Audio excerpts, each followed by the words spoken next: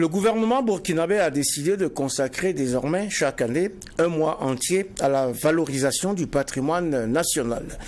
Cette célébration, qui s'étend du 18 avril au 18 mai, vise ainsi notamment, je cite, à mobiliser les citoyens et les pouvoirs publics ainsi que les leaders d'opinion autour des curiosités et des lieux de mémoire de notre histoire à l'effet de combler le déficit occasionné par la culture du tourisme, par la chute du tourisme externe. C'est également le lieu de faire davantage connaissance avec les trésors humains vivants du Burkina, gardiens et témoins de savoir et de savoir-faire endogènes qu'ils ont la responsabilité de transmettre à des disciples. Nous parlons donc aujourd'hui de ces trésors humains vivants avec Mokhtar Sanfo, il est directeur général de la culture et des arts. Bonjour Monsieur Sanfo et merci d'honorer notre convocation. Merci, monsieur cher Mathias Timogui. Oui. Merci et bonjour. Bonjour, les juges Bernard Bougman et Geoffroy Vara sont eux aussi fidèles à leur siège pour l'audience de ce mercredi. Bonjour, juge Bernard Bougman. Bonjour, président Tomangui. Bonjour, juge Vara. Bonjour, madame, monsieur. Bonjour, juge Bougman. Bonjour, président Tomangui. Bonjour, auditeurs et téléspectateurs. Bonjour à toutes, bonjour à tous et bienvenue à cette nouvelle audience du tribunal de l'actualité sur Truth TV, la télévision interactive, ainsi que sur Watt FM, votre radio 100% urbaine. Vous nous suivez également sur nos plateformes numériques. Place pour commencer aux avant-propos des juges que je convoque à présent.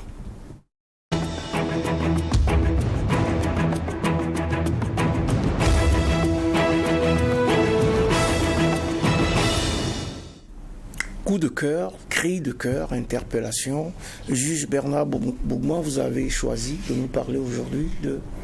J'ai choisi de parler du séjour du président de l'Assemblée nationale de Côte d'Ivoire, Adama Barrow, aux États-Unis, qui parlait effectivement de cette situation au Sahel et qui dit que bon, la Côte d'Ivoire, c'est comme un pays, un îlot actuellement encerclé par des pays en proie à la lutte contre le terrorisme.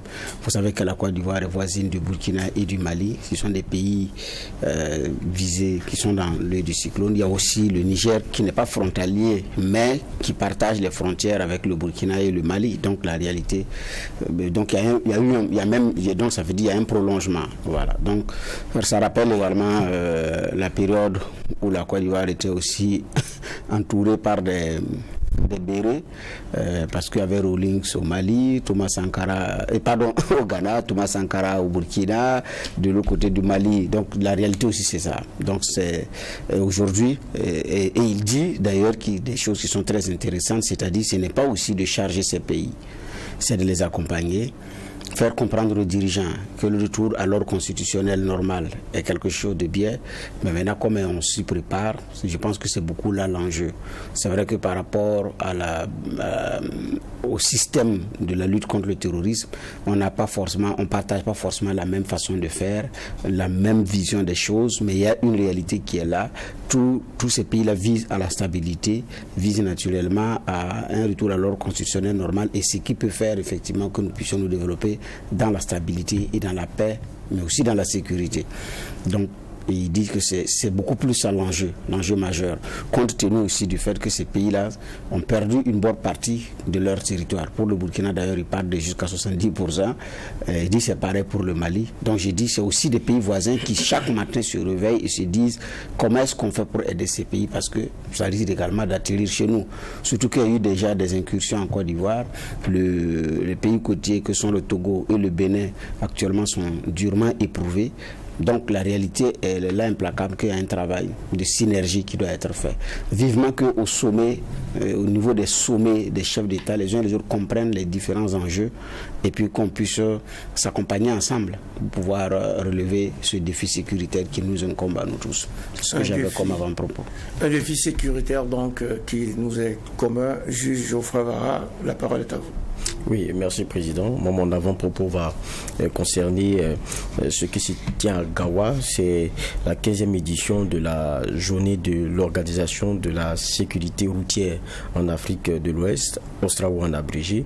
Ça a commencé le 3, ça finit le 10. Et hier, il y avait la cérémonie officielle et quelques statistiques nous ont été partagées. On sait très bien qu'il y a beaucoup d'accidents et les gens, il y a beaucoup aussi d'inconduite sur les routes. Et de 2019 à 2022, ce sont en tout 44 060 personnes qui ont été tuées lors d'accidents. 44 000 ou 4 000? On parle de 4 460 personnes tuées. On parle de 58 140 autres qui ont été blessés. 91 253 accidents. Je dis bien 91 253 accidents. Donc ça fait une moyenne de 1115 personnes tuées par an sur les routes. Entre 2019 et 2023. Et 2022. Et 2022. Donc la moyenne chaque année, c'est en gros 1115 personnes qui meurent sur les routes. C'est des statistiques qui sont bonnes à rappeler pour que les gens, lorsqu'ils sont sur les voies là, ils ne pensent pas que c'est des chanceux. Tout le monde se réveille et prie pour pouvoir rentrer le soir, voir sa famille. Mais ça dépend aussi de nos comportements sur les routes. Et quand vous prenez le cas de Gawa, c'est-à-dire la région où ils sont allés le faire, c'est la région sud-ouest, elle a enregistré au cours de l'année 2022 360 accidents de la circulation routière avec 43 tués. Ça, c'est seulement cette année. Et 389 blessés. Donc vous comprenez que c'est seulement cette année qui n'est pas encore à la moitié. Ah oui, qui n'est pas encore à la moitié. Donc c'est à propos qu'ils se sont déplacés là-bas. Et c'est vrai que la thématique, elle est centrée sur les statistiques en la matière, parce que lorsqu'on a des chiffres et que à chaque fois il y a des informations qui sont données, ça permet en tout cas d'épurer, d'avoir des statistiques plus intéressantes et donc impacter aussi la sensibilisation et la lutte. Mais je pense que c'est des éléments qu'il faut rappeler à nos petits frères et même à nos collègues, parce que quand vous voyez en circulation, ce n'est pas, c'est-à-dire que l'irrespect et l'incivisme n'est pas seulement le fait de jeunes.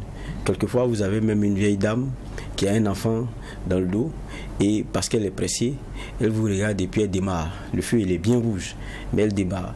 Il y a des messieurs aussi, c'est l'enfant qui va dire papa, le feu il a été rouge, mais il a démarré. C'est le comportement qu'on a. On est toujours pour que le changement soit celui de l'autre, mais quand ça nous concerne nous-mêmes, on n'est pas enclin, n'est-ce pas, à faire cet effort-là.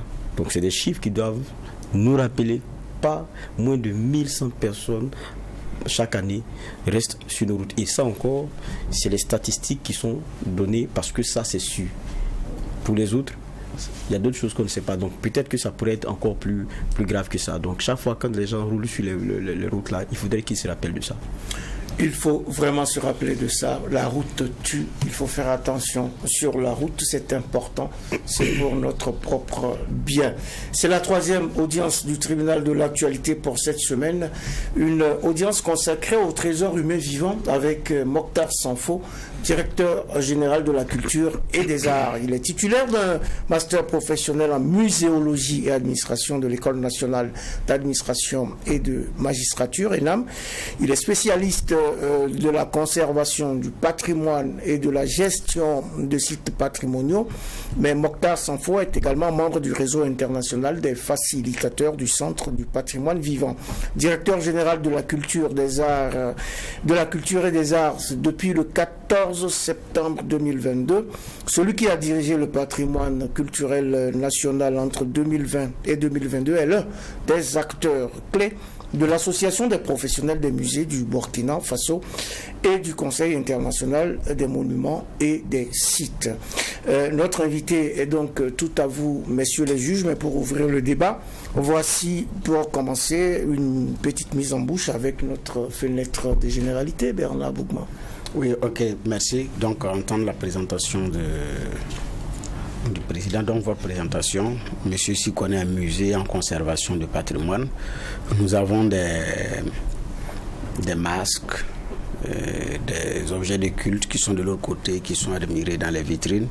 On parle de rapatriement, certains pays ont déjà reçu, mais en même temps, il y a un débat qui se pose. Quand ces éléments vont revenir au Burkina, où est-ce qu'on les dépose et comment est-ce qu'on les conserve? On les ramène à leur lieu d'origine, ou on les dépose aussi ici dans un musée.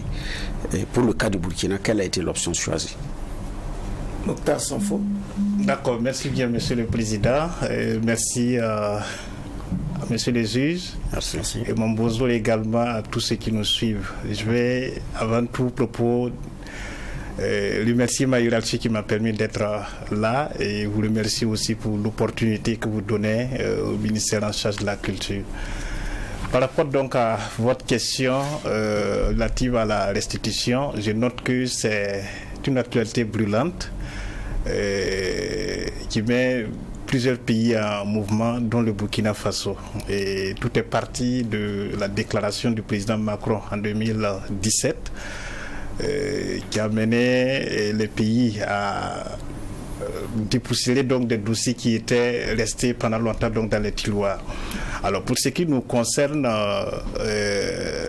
nous sommes engagés dans une démarche communautaire, tant plus qu'au niveau de la CEDEAO, il y a une politique en la matière au niveau de l'Union africaine également, et le Burkina Faso donc souscrit donc à cette démarche.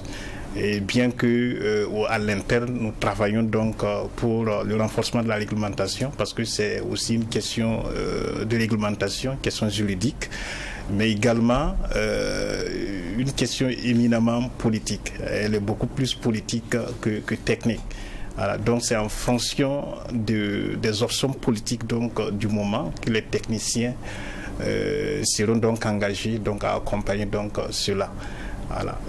Le politique est favorable, mais pour le technicien, qu'est-ce qu'il dit? Parce que moi, je m'adresse aux techniciens sur ce plateau. Alors, qu'est-ce que vous dites que le politique est favorable? De toute façon, nous sommes... Notre temps n'est pas favorable au retour.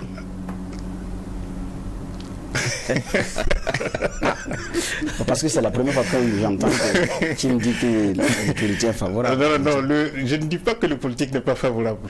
Voilà. Mais je vous parle vraiment en tout cas donc des dispositions qui sont en train donc d'être prises.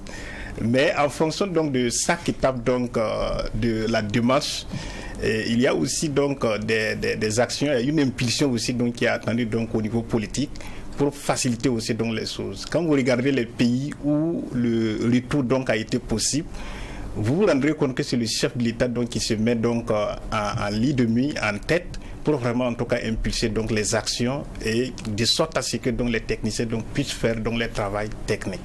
Maintenant, vous parlez que lorsque les objets vont retourner, alors, dans l'éventualité où les objets donc vont être restitués au Burkina, seront-ils remis aux communautés ou bien seront-ils dans un musée, quelque part, oui. Je fais remarquer donc un fait. Quand on regarde donc comment fonctionnent nos sociétés, un masque n'a pas sa place dans un musée.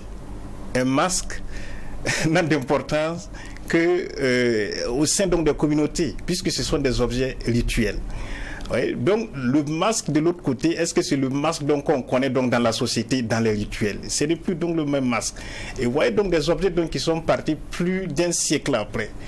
Pensez-vous que ces objets peuvent encore donc, je vais dire quoi, servir donc à des rituels? Et ça appartiendrait donc à quelle communauté? Peut-être même que les communautés actuelles ne comprendront même plus donc le langage donc de ce masque, de cet objet rituel là, qui est de retour donc après 100 ans ou plus d'absence vraiment en tout cas donc de sa communauté propriétaire. Voilà.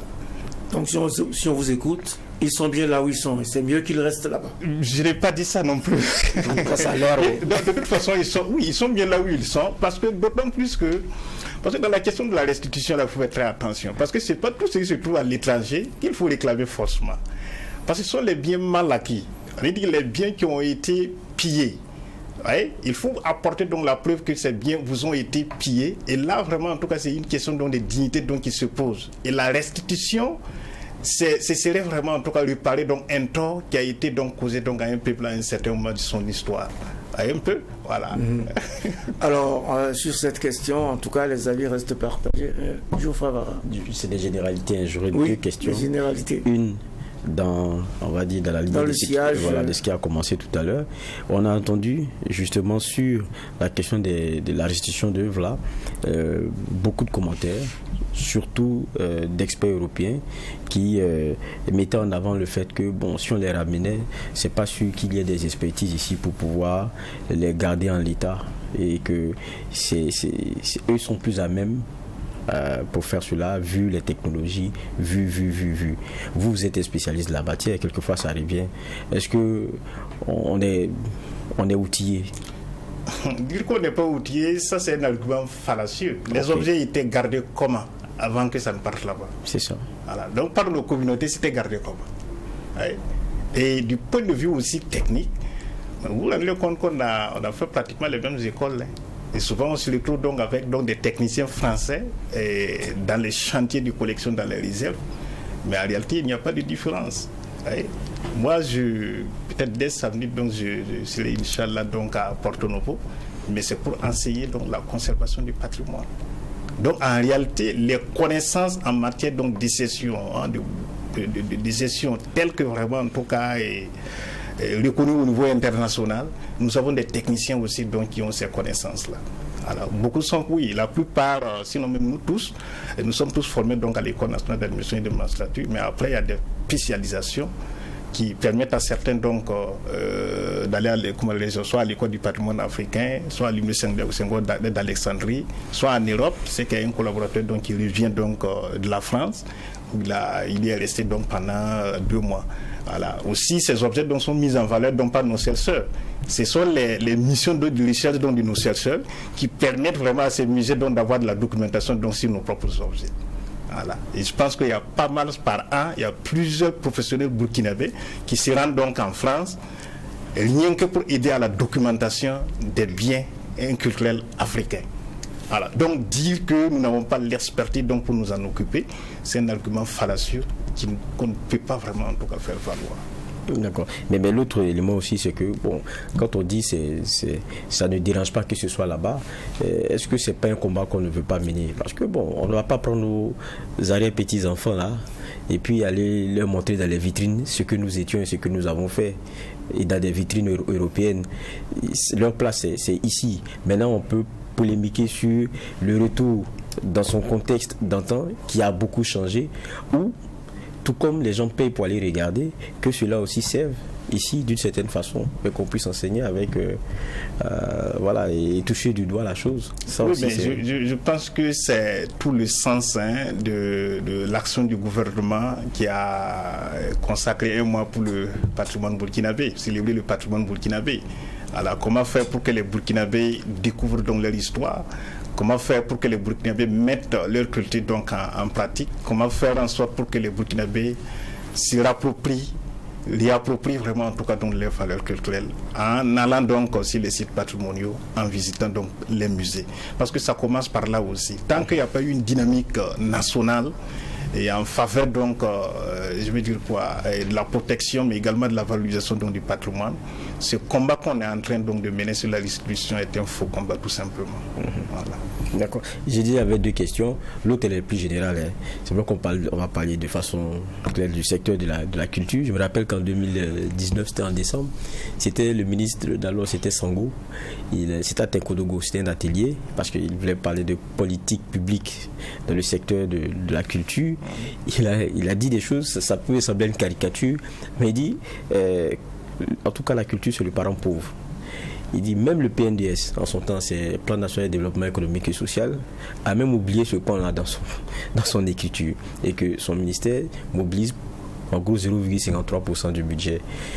Vous êtes un homme de culture, c'est clair, mais et puis vous êtes directeur, donc ça veut dire que vous connaissez ces réalités. Il y a un manque de ressources criards.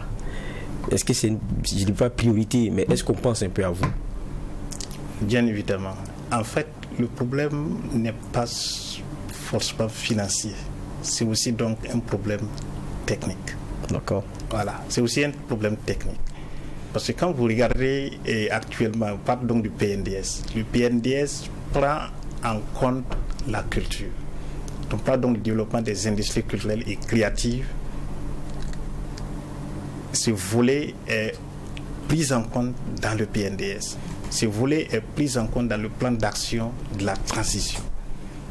La protection du patrimoine et sa valorisation sont prises en compte dans le plan d'action de la transition comme étant des éléments, comme des adjuvants à la cohésion sociale, mais également aussi à la paix. Et si vous essayez donc de revisiter le discours de son Excellence Monsieur le Premier ministre à l'Assemblée législative de la transition, vous vous rendrez compte de la place qu'occupe la culture dans le développement actuel du Burkina Faso. Le gouvernement veut fonder le développement du Burkina sur la base donc de son histoire, sur la base de sa culture, sur la base de son patrimoine. Donc dire que la culture n'a pas été prise en compte, ou du moins est le parent pauvre, ce n'est pas juste en réalité. Ce qu'il nous faut, c'est à nous donc de proposer des actions concrètes. Parce que souvent, c'est ça aussi, on va crier qu'il n'y a pas assez donc, de ressources. On vous demande donc de sortir donc un projet structurant et vous êtes en train donc de gratter donc la tête. Ce qui fait qu'actuellement, vous verrez qu'il y a un certain nombre donc de dispositions juridiques qui sont actuellement en révision pour permettre bien sûr de pouvoir donc actionner. Oui. Prenez par exemple donc il y a la loi sur le patrimoine culturel qui est en révision. Je pense que le projet est passé en Conseil des ministres et actuellement nous sommes à l'étape de l'Assemblée législative de la transition. Il y a le mois du patrimoine donc qui a été lancé. Il y a les actions donc sur les trésors humains vivants. Il y a beaucoup d'autres actions donc qui sont en cours, notamment le classement donc la candidature donc des biens et sur la liste de protection renforcée dans le cadre de la Convention de 54 sur la protection des biens culturels en cas de conflit armé. Il y a également aussi donc les actions en matière donc de structuration donc la gestion donc des monuments. Voilà, les monuments, mais également aussi donc les sites du patrimoine mondial, pour lesquels il y a des plans de gestion et autres, mais en réalité il n'y a pas d'action concrète en fait. Donc je ne dirais pas que nous sommes forcément, que nous n'avons pas d'argent vraiment en tout cas pour travailler. Oui, les ressources ne sont jamais suffisantes, mais le problème il est beaucoup plus technique. Il est beaucoup plus technique. Pardon ? 0,35% du budget aussi, c'est limitant. En valeur absolue, c'est combien ? Parce qu'il ne faut pas, quand on prend ça en pourcentage, oui, ça paraît vraiment en tout cas très faible, mais en valeur absolue, c'est combien ? Vous voulez dire que vous avez suffisamment de moyens pour travailler ? Non, on n'a jamais suffisamment donc, de ressources en réalité. Les ressources ne sont jamais suffisantes. Mais en matière de politique publique, c'est un indicateur. C'est pour ça l'éducation, il y a des normes communautaires sur un pourcentage à atteindre. C'est parce qu'on sait que ça impacte. Oui. Donc c'est un indicateur. Oui, je pense que tout cela vraiment en tout cas donc, va évoluer donc, de façon progressive en fonction de la maturité des politiques publiques donc, que nous implémentons au sein du département. D'accord.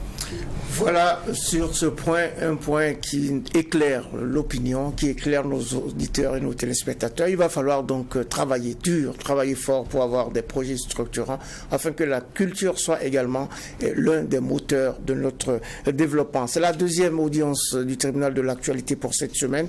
Une audience qui a convoqué pour vous Mokhtar Sanfo, directeur général de la culture et des arts. Nous parlons des trésors humains vivants. Le président de la transition a reçu en audience, c'était le 8 mai dernier, ces trésors humains vivants du Burkina. Ils ont été élevés au grade de chevalier de l'ordre du mérite en tant que personnes détentrices de savoir et de savoir-faire authentique dans le domaine de la culture lors de la 20e édition de la Semaine nationale de la culture. Bernard Bougman. Oui, effectivement, je me rappelle quand nous avions reçu ici l'un des trésors humains vivants en la personne de Konomba Traoré, le vieux s'était offusqué de ce que après leur sacre de titre de trésor humain vivant, toutes les mesures d'accompagnement qui devaient venir, il n'y a plus rien eu. Parce que chacun devait être accompagné pour valoriser son domaine, pour pouvoir laisser un legs à la postérité, mais ça demande des moyens conséquents pour le faire. Ces moyens n'ont pas suivi. Bon, on a l'impression qu'ils ont été seulement labellisés trésors humains vivants et ça s'arrête là. Aujourd'hui, est-ce que c'est réglé ? Monsieur Sanfo ? Oui, bon, je pense que M. Konomba Traoré est notre papa, donc nous respectons donc très bien. Je l'ai très bien suivi également. C'est son ressenti, c'est également aussi dans son point de vue. qui n'est pas forcément un signe de désaveu ou bien un signe de négligence de la part donc, de l'administration. Il faut situer un peu dans le contexte. Pour être trésor humain vivant, l'un des critères, c'est d'avoir fait preuve de transmission donc, de ce qu'on a comme savoir et savoir-faire à des disciples. D'abord, c'est ça. Et autre chose qu'il faut prendre en considération, c'est qu'en les proclamant, c'est une manière de les encourager à poursuivre dans la dynamique de transmission dans laquelle ils ont fait preuve. Voilà, ils ont été reconnus. Alors, donc, je pense que ce n'est pas forcément donc, la question donc, du moyen qui va déterminer la transmission donc, d'un savoir et un savoir-faire. Et je veux dire quoi, qu'un individu a à sa procédure. Oui, mais je crois que là, la préoccupation du juge, c'est de savoir, pour le moment, si un certain nombre de choses sont réglées maintenant, puisque c'est la première fois que ces trésors humains vivants ont été reçus par leur chef d'État. Il l'a dit d'ailleurs, le porte-parole de la délégation, maître Titenga Frédéric Passéré. Et cela nous encourage à tout faire pour préserver notre patrimoine culturel. C'était la toute première fois, et ça fait 10 ans que cette structure, ce système a été créé. Ça fait presque 8 ans que ces personnes donc, ont été consacrées trésors humains vivants, mais c'est la toute première fois qu'ils ont été reçus. C'est de ça qu'il est question. Oui, je pense qu'au quotidien, nous travaillons, le département vraiment travaille à accompagner la transmission du patrimoine culturel immatériel, dont le système des trésors humains vivants, qui est perçu comme un mécanisme qui facilite bien évidemment cette action de transmission. Mais, vous voyez, l'acte qui crée les trésors humains vivants prévoit un comité de pilotage et une commission technique, qui sont des organes qui doivent aider le système donc à grandir. Mais, au-delà donc de ces textes, il faut aussi donc voir quand même qu'à la suite, il y a des mécanismes donc qui sont en train d'être mis en place pour permettre donc de prendre en charge donc les trésors humains vivants.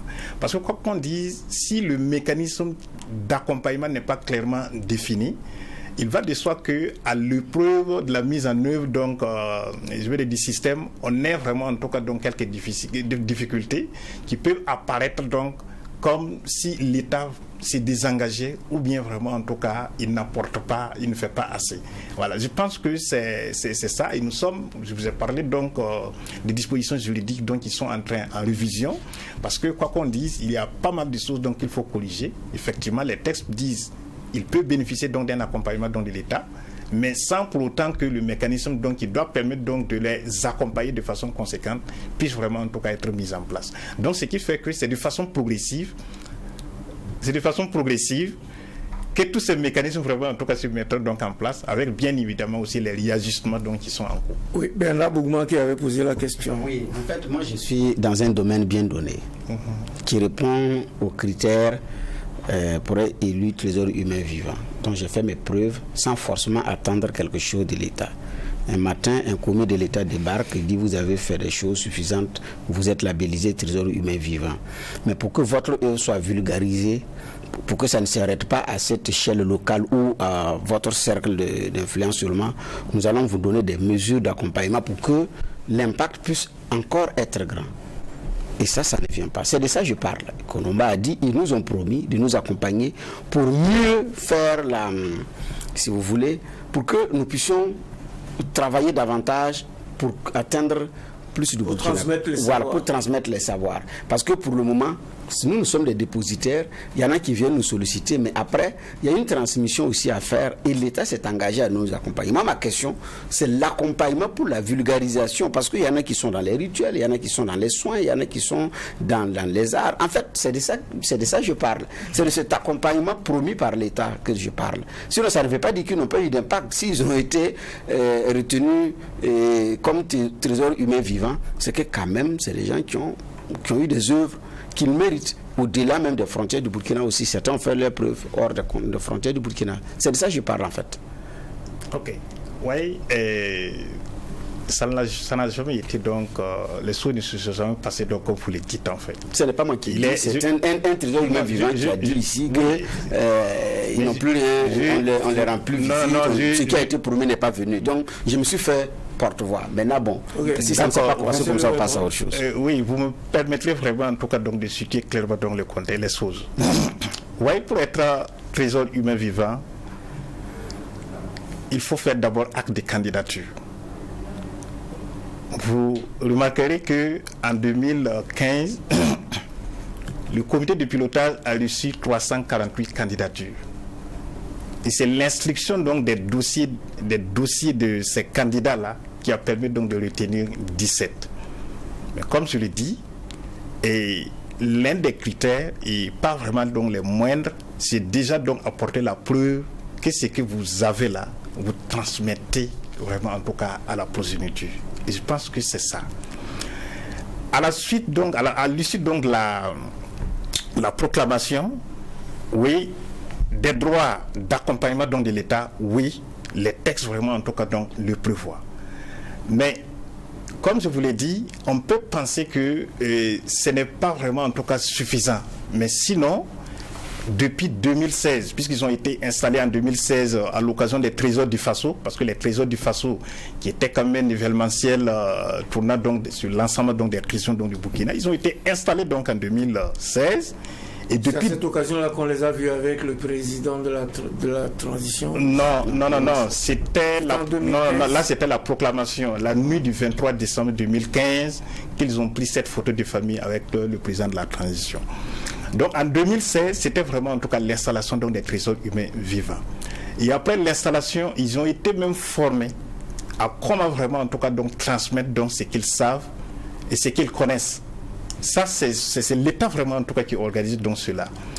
Ils ont été également aussi invités donc à proposer donc des initiatives, voilà, quitte à ce que vraiment en tout cas donc l'État donc les accompagne. Sauf que les projets vraiment en tout cas donc qui ont été soumis, je pense qu'il a évoqué donc ces projets-là, c'était difficilement supportable. Parce qu'en réalité, il y en avait donc qui voulaient donc qu'on leur construise des écoles.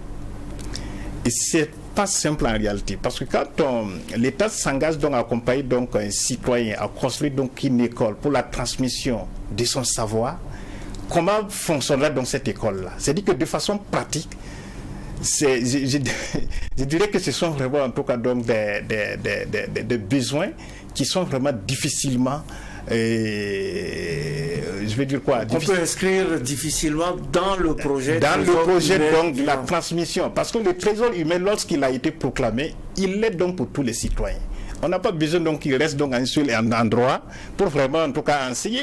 C'est à nous maintenant de travailler donc pour qu'il soit vraiment partout, que ce soit dans les universités, dans les écoles, et dans, je vais dire quoi, on pas construire l'école spécifique, justement, comme si vraiment c'est de son initiative en fait. Exactement. Et même puisque c'est quoi, quand vous construisez une école donc pour un trésor humain vivant, parce que le mandat donc de THV a une fin, ça prend fin avec bien sûr donc la mort. Comment on gère ça? Vous voyez ce que ça donne? Ce serait donc la propriété donc de l'État, ou bien donc ce serait donc pour ses ayants droit. Vous voyez un peu, donc c'était vraiment en tout cas donc des besoins qui étaient difficilement supportables par l'État. Non seulement c'était assez dispendieux, mais également aussi il était très difficile donc à l'État de s'engager vraiment en tout cas donc dans cette dynamique. Mais tout de même, comme on l'a dit, le soutien, l'accompagnement donc de l'État, il est constant. On peut dire qu'il n'est pas suffisant, mais il y a toujours eu vraiment en tout cas donc un accompagnement donc de l'État. Et je pense que c'est la continuité donc qui a permis à ce que vraiment en tout cas donc monsieur le ministre donc a estimé pertinent et de les valoriser donc davantage en nous instruisant donc de réviser donc les textes qui régissent dans les trésors humains vivants pour que des mécanismes clairs soient définis pour accompagner donc leur action de transmission de leur savoir et savoir-faire. Oui, Geoffroy Vara. Oui, moi ce que je remarque, c'est vrai que le directeur dit c'est le sentiment de M. Kolomba Traoré, mais c'est pas seulement un sentiment, c'est des faits. On dit on va vous accompagner pour quelque chose, on vous a distingué et tout, vous ne voyez pas ça venir. C'est pas un sentiment, c'est un fait. Maintenant, sur la question des écoles, Je m'en vais rappeler les propos du docteur Vincent Sedogo. Il était directeur général du patrimoine culturel du ministère de la Culture et du Tourisme. Et c'était, je retrouve la date là, c'était le 8 juin 2015. Je pense que c'était à l'installation même du comité de pilotage du système des trésors humains vivants. Voilà ce qu'il dit sur la question des écoles. Parce que les mêmes trésors humains vivants d'aujourd'hui, les gens écoutaient. Voilà ce qu'il dit. Le système des trésors humains vivants consiste à identifier des personnes ou des communautés qui détiennent des savoirs et des savoir-faire, à les accompagner dans un système d'organisation et d'encadrement afin que ce savoir soit transmis à des disciples ou organisé autour de sortes d'écoles culturelles de transmission et de conservation de ces connaissances pour les besoins des générations actuelles et futures. Ils ont entendu une sorte d'école culturelle de transmission. On vient vous proposer le projet, vous dites non, on ne peut pas construire des écoles pour eux. À l'installation du comité même, c'est ce qu'il a dit. Oui, en fait, je pense que... mais... Bon, je finis. Le monsieur, on vient, il candidate, ou bien on le propose, parce que c'est ça aussi. Il candidate, ou bien on le propose. On lui reconnaît un savoir qui, s'il disparaît avec lui, risque d'être dangereux. Et on lui reconnaît déjà d'être dans une dynamique de transmission de ce savoir. C'est pour ça qu'il est éligible. Maintenant, vous dites, on fait de toi trésor humain vivant, on va t'accompagner. Mais on ne peut pas faire école. Donc, lui... Pourquoi est-ce que c'est important pour lui? C'est la capacité de transmission, c'est ce qu'il veut accroître. Et ça, c'est avec vous, avec l'État. Et je pense que c'est le nœud de l'initiative. Maintenant, vous dites non, école, là, on ne peut pas. Alors que le docteur lui-même, il a dit ça lors de l'installation du comité. C'est compliqué, hein? Non, mais il a parlé d'école, une forme d'école culturelle. Mais ça ne veut pas dire que ce serait dans un établissement. Non, ça ne veut pas dire que ce serait un établissement qui serait bâti au nom donc de ça qui a joué. Ça n'a jamais été le cas en réalité. Parce qu'une école culturelle, parce que là, c'est ça. Comment on apprend? Parce que c'est l'apprentissage. Une sorte d'école culturelle. Laissez-le répondre. Oui, parce qu'il a parlé donc d'école culturelle, mais en fait, c'est l'enseignement donc des valeurs donc que détient donc les THV. Cela ne veut pas dire que on donne vraiment en tout cas le droit à chaque THV d'avoir donc en lui vraiment une école, un établissement. Parce que de façon pratique, comment ça va fonctionner? Parce que si l'État crée une école donc pour un individu, pour la transmission de ce savoir, comment va se faire donc les inscriptions? Les gens vont venir, ce serait donc payant ou bien ce serait donc à titre gracieux? Si c'est à titre gracieux, qui supporte les salles de fonctionnement? Vous voyez ce que ça donne? Il y a tellement d'implications qui font que, en réalité, en parlant d'école culturelle, il ne faut pas voir la matérialisation donc d'un établissement au nom donc des SAC THV pour qu'ils enseignent donc les valeurs. C'est de mettre donc les mécanismes pour permettre vraiment, pour rendre possible donc cet enseignement-là, le contact avec donc les populations, le contact donc avec la jeunesse. Et je pense que c'est ce qui s'est passé donc à l'Assemblée nationale de la culture, où vraiment en tout cas les THV ont été en contact donc avec le public. Ils ont été en contact donc avec les enfants dans l'espace enfant. Je pense que les années à venir, nous allons vraiment en tout cas donc développer donc ces genres d'initiatives là, de sorte à ce qu'ils soient davantage plus en contact donc avec les populations pour la diffusion, mais pour l'enseignement donc de leurs connaissances et leurs savoir-faire.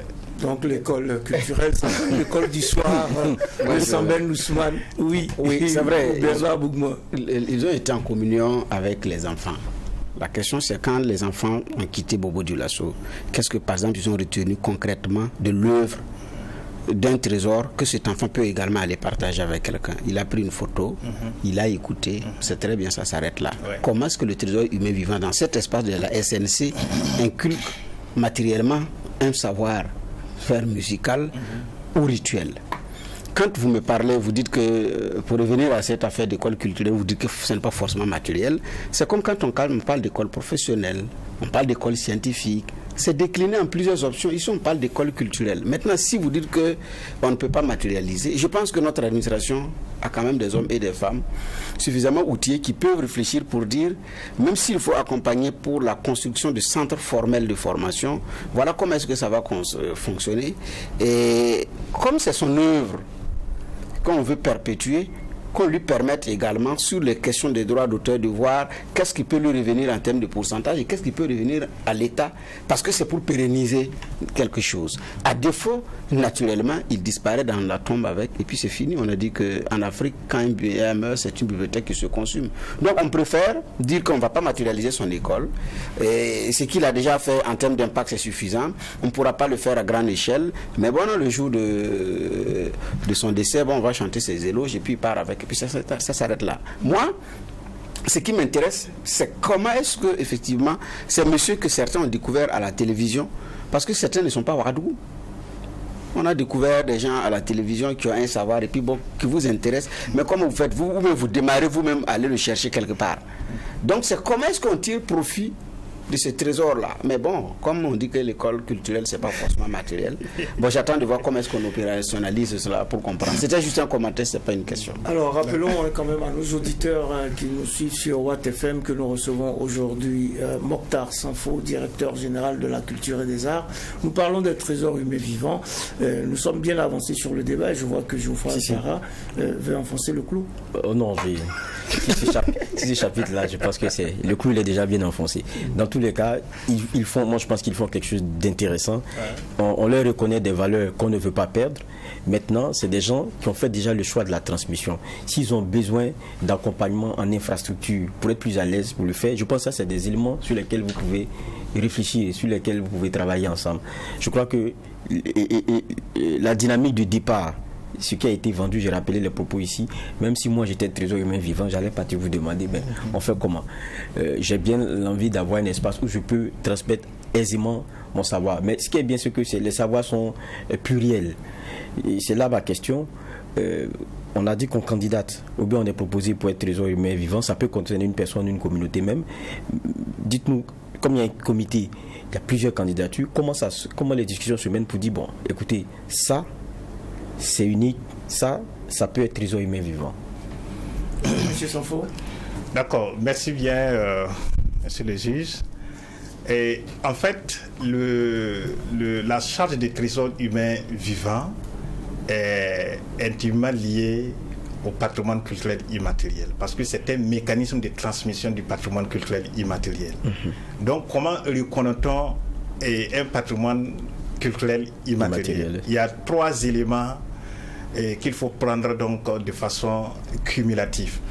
Il y a l'ancrage communautaire. Il faudrait qu'il y ait vraiment une communauté qui s'identifie donc à l'élément, qui reconnaisse que le savoir ou le savoir-faire là fait partie de son patrimoine culturel. Il y a deuxièmement, il y a l'utilité donc du savoir ou du savoir-faire. Et ici, je précise que quand nous avons donc ratifié la Convention de 2003 sur la sauvegarde du patrimoine culturel immatériel, qui dispose à son article 2 que font partie des éléments du patrimoine culturel les éléments qui respectent les droits fondamentaux de l'être humain. Ça veut dire que si l'élément dans sa mise en œuvre nuise donc aux droits humains, cela ne peut pas être considéré donc comme étant patrimoine culturel immatériel. Et il y a bien évidemment le caractère séculaire. Il faudrait que ce soit un élément, un savoir ou un savoir-faire qui soit transmis donc de génération en génération. Ce sont ces éléments cumulatifs. Donc si le savoir ou le savoir-faire du THV, ou du moins de la personnalité pressentie, respecte donc ces critères, et en plus bien sûr donc de sa disponibilité donc de transmettre, de faire la preuve de la transmission, et il est disposé donc à transmettre donc son savoir, il peut vraiment en tout cas donc être proclamé trésor humain vivant. D'accord. Il peut être proclamé, vous avez fait état donc des difficultés un peu qu'on rencontre la formule actuelle, on a parlé de ces questions de financement, de ces questions d'accompagnement, peut-être aussi de cette incompréhension, peut-être qu'il faudrait dialoguer avec les différentes personnes pour que l'on s'accorde sur un certain nombre de choses. Il y a la décoration des THV, je crois que ça s'est fait, n'est-ce pas? Et il y a aussi leur participation systématique aux événementiels, la prise en compte dans le protocole d'État, symbole distinctif spécifique au trésor humain vivant. On l'a vu d'ailleurs que nos trésors humains vivants ont un art vestimentaire distinctif. C'est Maître Titenga Passéré qui a imaginé cette formule, m'a-t-on dit, Oui, c'est lui le concepteur. C'est lui le concepteur et même rien qu'hier nuit on a échangé. Il est disposé donc en tout cas à donner donc des explications parce qu'il lui-même m'a dit que ça mérite vraiment en tout cas explication. Et je pense que ce ne serait pas mal donc de lui tendre donc votre micro. Donc on va chercher à savoir pourquoi nos trésors humains vivants sont habillés de la sorte. Oui, on n'a plus beaucoup de temps. Bernard Bougman voulait dire quelque chose? Oui, il a parlé. Il a dit qu'il y aura relecture. C'est ça, justement. Voilà. Il y a la définition d'un nouveau cadre, une nouvelle liste qui doit être revue, un nouveau format, etc. etc. Oui, en fait, quand je parle de l'électif, parce que ça doit s'identifier donc à un cadre. Et le cadre, c'est quoi? C'est le patrimoine culturel immatériel. C'est les pratiques, c'est les expressions, c'est les représentations. Aujourd'hui, si on vous pose donc la question, quelle est la liste donc des expressions que le Burkina Faso donc reconnaît? Mais moi, je ne peux pas vous répondre en réalité. Parce qu'on a bien fait un inventaire national qui a permis d'identifier 1297 éléments culturels potentiels, mais il se trouve que, et cela vraiment en tout cas donc doit intégrer donc l'inventaire national. Il faut que l'État reconnaisse officiellement ces éléments comme étant des pratiques qui sont acceptables donc au Burkina Faso. Ce qui n'est pas encore donc le cas. Donc ce que nous sommes en train donc de faire, c'est de faire en sorte à ce que donc les pratiques et les expressions qui sont identifiées là, qu'ils soient inscrits donc sur une liste nationale, de sorte que l'État reconnaisse officiellement que ces pratiques-là sont celles vraiment en tout cas que nous nous engageons donc à promouvoir. Et en fonction donc de cela, comme ce sont ces pratiques qui sont reconnues donc par l'État, qui seront donc promues, c'est-à-dire que la proclamation des trésors humains vivants là doivent suivre aussi donc les pratiques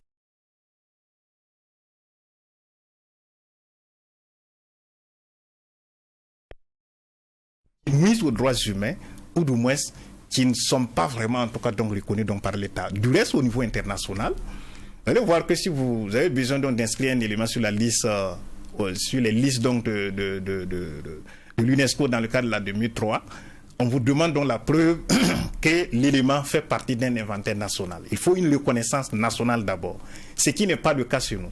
C'est comme si on a mis donc la charrue donc avant les vœux. Il aurait fallu que on définisse clairement donc les cadres qui est donc la liste donc des pratiques et les éléments que le Burkina Faso entend promouvoir, et en fonction donc de cela, on travaille maintenant à proclamer donc les THB donc suivant donc ces pratiques et ces expressions. Voilà pourquoi je parle donc il faut vraiment en tout cas travailler à reviser donc le cadre et de sorte à l'inscrire vraiment en tout cas donc dans une certaine logique. Voilà. Et cela ne veut pas dire qu'on le met en cause. Et le titre donc de ceux qui sont là, peut-être ce qu'il faille faire, c'est une requalification donc des compétences. Parce que je prends un exemple concret. Quand vous prenez Konomba Traoré, il a été proclamé dans le domaine des savoir-faire liés à l'artisanat traditionnel. Si bien que l'année, puisque la proclamation normalement devait être faite donc dans chaque 2 ans, l'année suivante, il est venu encore avec son dossier. Parce qu'il dit que les 3 autres domaines donc on veut proclamer, il est aussi compétent donc là-bas.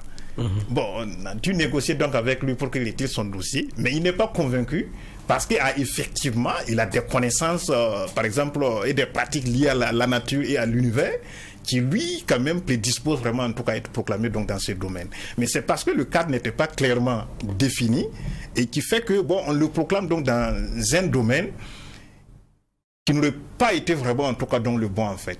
Voilà. C'est la même chose que Maître Passeri Titenga, qui est le concepteur et le centre de la dendrologie, le langage de ce qui n'est pas écrit, bien sûr, le langage donc des tambours, qui a été proclamé dans le domaine des arts du spectacle.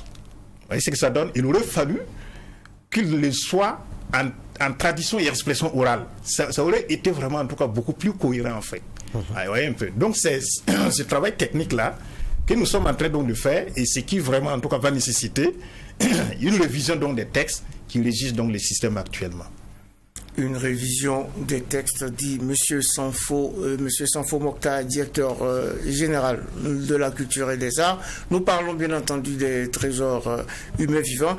1 minute encore, 1 minute pour dire, Monsieur Sanfo, quelles sont, c'est déjà les perspectives, mais quel espoir vous fondez sur le devenir de ces trésors humains vivants avec tout ce qui est engagé actuellement pour améliorer la situation? Je dirais que je fonde un espoir radieux de l'avenir donc des trésors humains vivants du Burkina Faso. Je pense que c'est la conviction de Monsieur le ministre en charge de la culture qui nous comprend et qui nous engage vraiment sur pas mal donc de chantiers, et de sorte à ce que le patrimoine puisse définir de façon effective le développement du Burkina Faso. Et il y a un écrivain donc qui dans sa tentative donc de définir donc le patrimoine, et il disait que le patrimoine se comprend en ce que sa perte constitue donc un sacrifice et que sa conservation suppose donc des sacrifices.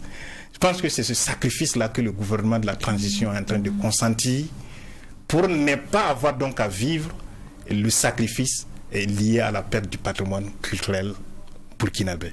Je pense que, vu vraiment en tout cas ce qui se fait et les engagements donc qui sont faits et la vision donc qui est implémentée au sein du département, on ne peut que vraiment en tout cas donc se réjouir de l'avenir donc du système des trésors humains vivants et bien sûr donc de tous les autres mécanismes de sauvegarde et de transmission de notre patrimoine culturel. Réjouissons-nous donc et espérons que les problèmes seront aplanis. 17 personnes ont été proclamées, 5 femmes et 12 hommes, mais 3 des hommes sont décédés. Donc aujourd'hui, nous en avons 14. Nous avons 14 trésors humains vivants.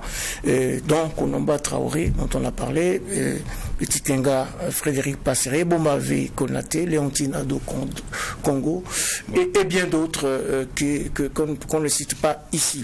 Ainsi s'achève cette audience du tribunal de l'actualité consacrée au rôle et mission des trésors humains vivants du Burkina avec Mokhtar Sanfo, directeur général de la culture et des arts. Merci Monsieur Sanfo d'avoir honoré notre convocation. C'est à vous le merci. Merci juge Bernard Bougma. Merci Président. Merci juge Geoffroy Varal. Merci. Et merci aux équipes techniques de réalisation ainsi qu'à vous tous, auditeurs et auditrices de Watt FM, téléspectateurs et téléspectatrices de Tri TV, pour votre fidélité et pour votre attention. Rendons toujours hommage à nos forces combattantes. Beaucoup de courage à tous ceux qui combattent sur tous les fronts, qu'ils soient guerriers, militaires ou autres. Courage donc à tout le monde. Prompt rétablissement blessés ou malades en ces temps troublés où chaque matin que l'on découvre est une grâce infinie. Prenons soin les uns des autres en attendant de retrouver le tribunal de l'actualité demain, mêmes heures, mêmes antennes, avec un maillet toujours aussi juste, incisif et sans complaisance.